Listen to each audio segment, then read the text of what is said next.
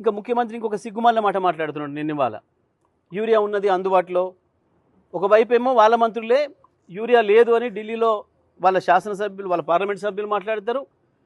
వీళ్ళకు కొంతమంది మంత్రులు పోయి ఆడ మాకు యూరియా ఇస్తలేదు కేంద్రం అని చెప్పి మాట్లాడతారు. ముఖ్యమంత్రి ఏమో యూరియా ఉంది అని మాట్లాడుతున్నాడు. ఇంత ఆశ్చర్యంగా ఉందో చూడండి మీరు. మీ మీడియా సాక్షిగానే చూస్తున్నాం.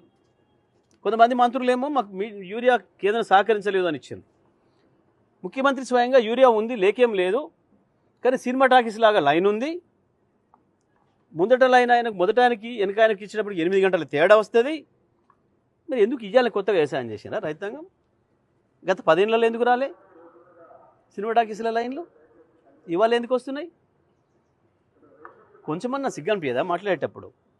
అవతల మహిళలు ఏమని తిడుతున్నారు పాపం. ఆ మీడియా మిత్రుడు అడుగుతున్నాడు, అమ్మ నువ్వు లైవ్లో ఉన్నావు, నువ్వు ఇట్లా బూతులు తిడుతున్నావు, ఇది ఆయన చూస్తాడు, చూసుకోమని పీక్కోమని అంటున్నారు వాళ్ళు. అందుకే నువ్వు మాట్లాడే విధానం అట్లుంది, రెచ్చగొడుతున్నావు రైతుల్ని.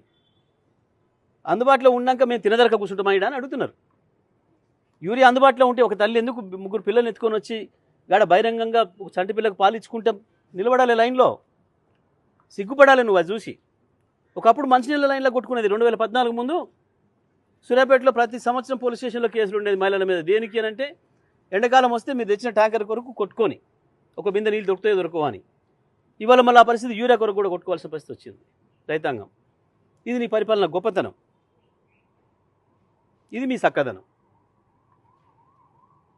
ఇప్పటికైనా బుద్ధి తెచ్చుకొని ముఖ్యమంత్రి, మంత్రులు, ఎమ్మెల్యేలు బాధ్యత తీసుకొని రైతాంగానికి మాట ఇచ్చి ఏ రకంగా యూరియా సమస్య తీరుస్తారో వెంటనే తీర్చాల్సిన బాధ్యత మీ పైన ఉంది. లేకపోతే అదొక ప్రజా ఉద్యమంగా మారుతుంది. తస్మాత్ జాగ్రత్త అని చెప్పి హెచ్చరిస్తాము.